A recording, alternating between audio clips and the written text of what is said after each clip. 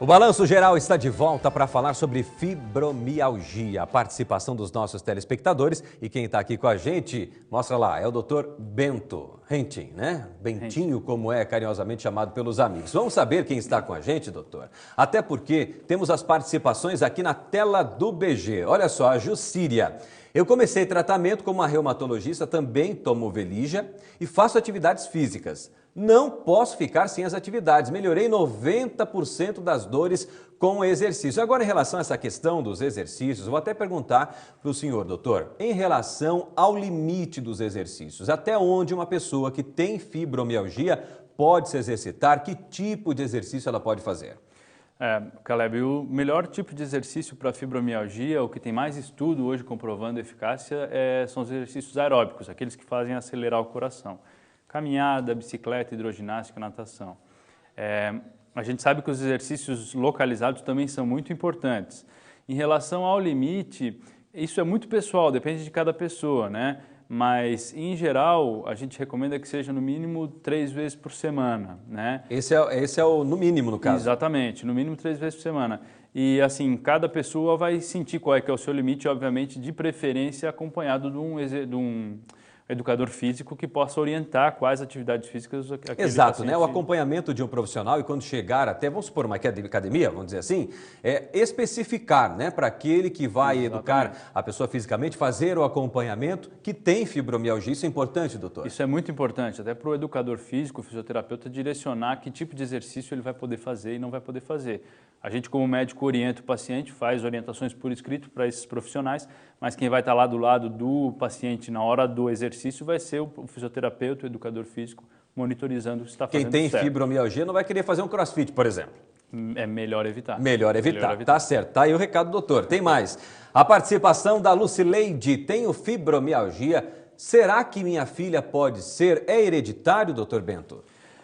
Existe um componente genético forte, então se existe um caso na família, a chance que o paciente tenha é maior. Então isso é uma coisa que ela tem que ficar atenta, se começar a desenvolver os sintomas, procurar um médico. Agora, a pergunta também, por que a maioria, eu não sabia que homens tinham fibromialgia, realmente, né, sou leigo no assunto, na área da saúde, no que diz respeito à reumatologia, e aí eu pensava que só as mulheres tinham esses sintomas e também essa doença que é devastadora. Diz uma coisa, doutor Bento, os homens também, mas por que a maior parte dos casos as mulheres? A medicina ainda não sabe explicar por que essa doença é mais comum em mulheres. A gente imagina que possa haver um fator hormonal envolvido. O fato é que existe muito mais mulheres com essa doença do que homens, mas os homens também podem ser acometidos pela fibromialgia. Então, volta e meia aparece um paciente masculino no consultório com sintomas e a gente tem que tratar da mesma forma, né, com o mesmo tipo de atenção. Tem mais participações aqui na tela do Balanço Geral. Vamos saber, Alexia, minha mãe sente muitas dores no corpo e não consegue fazer trabalhos que precisam de muita força. E se faz algo assim, no outro dia ela está péssima. Isso é fibromialgia? Só pelo relato da Alexia não dá para a gente dizer com certeza. É compatível com algumas das manifestações clínicas da fibromialgia.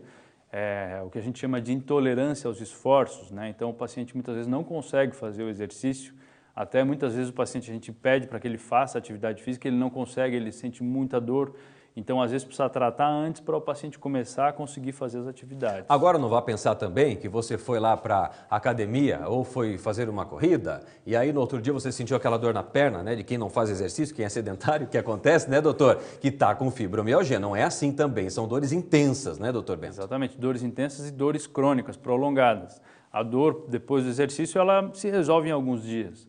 E a dor do paciente com fibromialgia, ela persiste ao longo de semanas, é uma dor persistente. É constante? Constante, exatamente. Tá certo. Tem mais. O Adriane Cardoso. Minha esposa tem artrite reumatoide crônica. Pode se confundir com fibromialgia?